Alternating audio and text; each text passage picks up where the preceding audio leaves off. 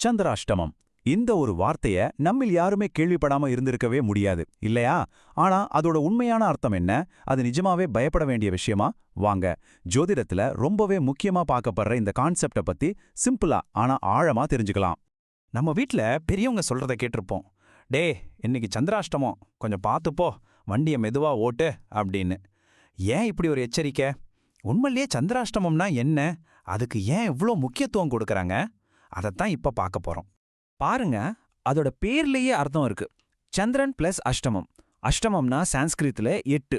அதாவது உங்க ராசிக்கு 8வது வீட்ல சந்திரன் டிராவல் பண்ற அந்த டைம் தான் சந்திராஷ்டமம். ரொம்ப சிம்பிளான கணக்கு தான் இது.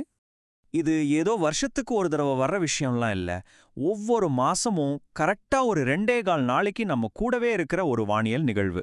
அதனால தான் இது நம்ம வாழ்க்கையோட ஒரு பகுதியாவே இருக்கு. சரி, எல்லாத்துக்கும் மேல ஒரு முக்கியமான கேள்வி இருக்குல்ல.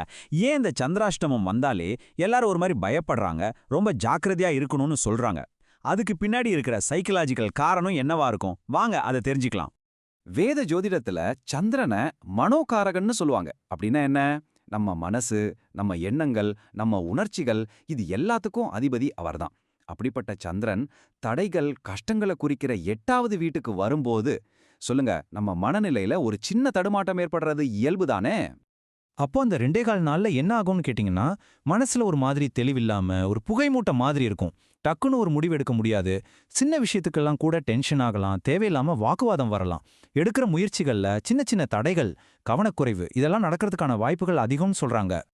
ஓகே, இதெல்லாம் கேட்டா சந்திராஷ்டமம்னா ஒரு பேட் டைம், முழுக்க முழுக்க நெகட்டிவான ஒரு பீரியட் மாதிரி தோணுது இல்லையா?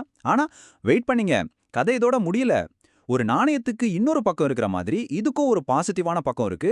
நாம பலரும் கவனிக்க தவறிய ஒரு ஆச்சரியமான பக்கம். அது என்னன்னு பார்க்கலாமா?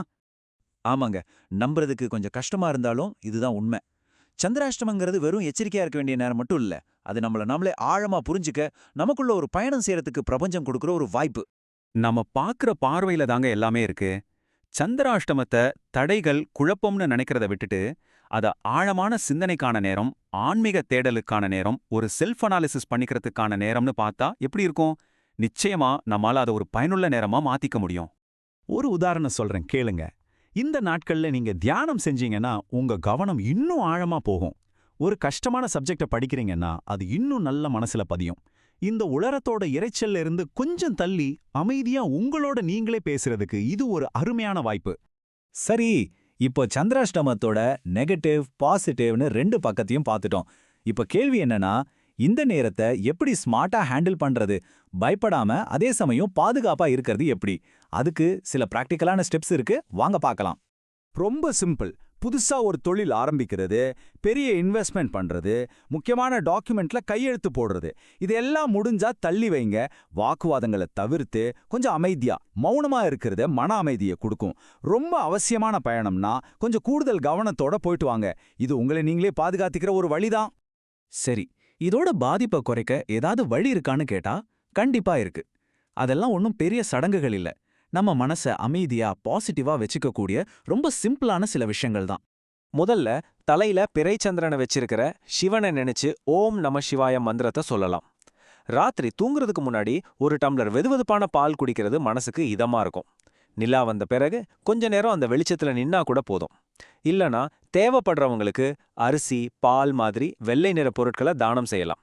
இது எல்லாமே நம்ம மன ஆற்றலை பேலன்ஸ் பண்ண உதவும். இது ரொம்பவே முக்கியமான ஒரு விஷயம். நல்லா கேட்டுக்கோங்க. ஒருவேளை சந்திராஷ்டம அன்னைக்கு ஒரு முக்கியமான முடிவை எடுத்தே ஆகணுங்கிற கட்டாயம் வந்தா, உங்க அம்மா கிட்டயோ இல்ல அம்மா மாதிரி நீங்க மதிக்கிற ஒரு பெரியவங்க கிட்டயோ ஆசீர்வாதம் வாங்குங்க.